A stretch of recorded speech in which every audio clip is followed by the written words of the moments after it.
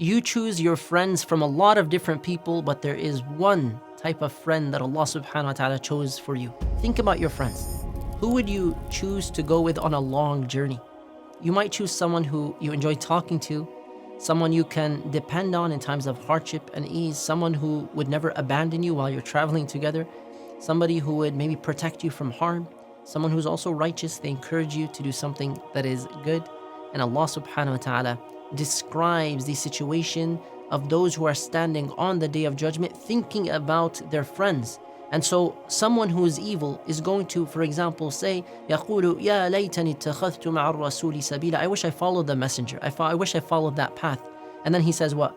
يَا وَيْلَتَى لَيْتَنِي لَمْ أَتَّخِذْ فُلَانًا خَلِيلًا. The person with regret will say, I wish I did not take that person as my friend. Can you imagine someone saying these words about you, or you saying these words about someone else? But there, of course, there is an exception. Of course, there is an exception.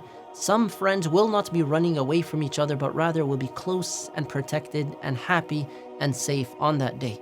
When Allah subhanahu wa ta'ala tells us, الْأَخِلَّاءُ يَوْمَئِذٍ بَعْضُهُمْ لِبَعْضٍ عَدُوٌّ إِلَّا الْمُتَّقِينَ. On that day, close friends will be enemies to each other, running from each other, blaming each other, except for the righteous, except for those who believe.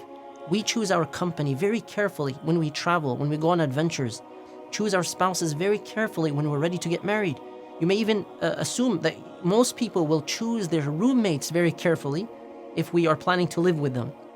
The ultimate companion, however, is better than any human companion, and it is the Quran. The ultimate companion is the Quran. And the Quran never gets boring. The more we recite and ponder upon it, the more beauty we discover. One of the famous scholars, Imam al-Shatibi, rahimahullah, and he's one of the most well-known scholars in terms of the Quranic sciences and the recitations, and he spoke about them, what is translated as, and it is the best company to sit with, as its speech never bores.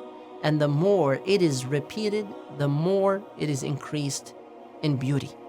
Have you ever noticed that you've never become tired and exhausted and bored of Surah Al-Fatiha, no matter how many times you've recited it? And this is one example of its miraculous nature amongst hundreds and thousands of others.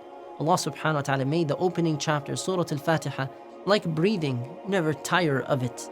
And studying the Quran and becoming friends with the Quran, taking it as your companion, it's like diving into an ocean of guidance, light, and knowledge. As you go deeper and deeper, you're going to find more and more beauty that maybe you would not have seen had you stayed at the surface. So get close to the Quran.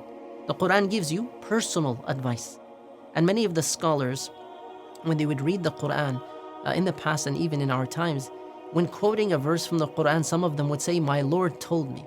Why? My Lord told me. They used to say this because they understood that the Quran was not only revealed for the generation of the companions, but rather it was revealed for all of mankind until the end of times. And it is a guidance for those who are conscious of God. They are sincere and they want to worship Allah subhanahu wa ta'ala. Hudan lil muttaqeen. Now, we should challenge ourselves when we're going through a difficult time. Before you vent to someone else, maybe reflect, sit down and open up the Mus'haf, open up your Quran app and read the Quran. Oftentimes we will find answers, we'll find consolation, we'll find comfort. It's as though this verse you're reading was revealed just for you, for that specific situation. Because you read the Quran every day, this is something you experience more often. So you ask yourself, what does Allah subhanahu wa ta'ala say about this topic? What does Allah want from me in this situation? And what better way to find out than to immerse yourself in the words of Allah subhanahu wa ta'ala. The Quran does not abandon you. If you don't abandon it, the Quran stays with you.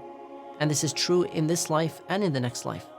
No matter how good your friends are to you, no matter how close your best friends are to you, when we die, our friends, our families, they'll bury us in the ground, and eventually they will have to walk away, no matter how much they loved us. The Prophet ﷺ gives us some good news about one chapter of the entire Quran, Surah Al-Mulk. He said, Surah Tabarak prevents the punishment of the grave. And imagine you're in the grave, you thought you were going to be alone, and the Quran comes, Surah Al-Mulk comes in a form known to Allah subhanahu wa ta'ala, and it stays with you, accompanies you, comforts you, gives you light until the end of times, and then the day of judgment. Prophet sallallahu alaihi wasallam said, there's a surah in the Quran, no more than 30 verses. It argues on behalf of its companion until it enters him or her into paradise, and it is Surah Tabarak. Tabarak alladhi biyadihi al-mulk. The Quran will guide in every aspect of our lives, will guide us towards righteousness. And then it gives us what? The roadmap. What do you need to do? What's around the corner? How do you live your life? How do you establish a family? What are the rules of interacting with people? How do you seek justice on behalf of others? The Quran encourages us as a close friend to be the best version of yourself and to remain committed to being servants of Allah subhanahu wa ta'ala. It is a companion for those who may feel, even on a worldly level, alone or lonely. It is a consolation to the sad. It is a source of tranquility for the anxious. It's a source of strength for the one who's afraid. It's a light in times of darkness. It's a guide for the one who's lost. It's a source of reward, barakah, blessings, light, and knowledge. And a person who has been gifted with a friendship, a relationship with the Quran, has been given everything that they could possibly need for this life and for the next life. But remember, you must be a good companion too. There's no doubt that the Quran is the best companion we can have, and what's been shared barely scratches the surface. But don't forget, if you have been blessed to be a companion of the Quran, that you must be a good companion to the Quran. So this means it's not befitting a person of the Quran to go to an environment, a place where the Quran would not want to be, or to listen to the speech that is the Quran, and then you find not just the Quran, you find yourself listening to other speech that the Quran would not want to hear, or to act in a way in which it is contradictory to what Allah subhanahu wa ta'ala reveals to us through His speech, through His revelation. Allah subhanahu wa ta'ala referred to as Kitabun Aziz. It is a dignified book. Give it its right and respect it wherever you are.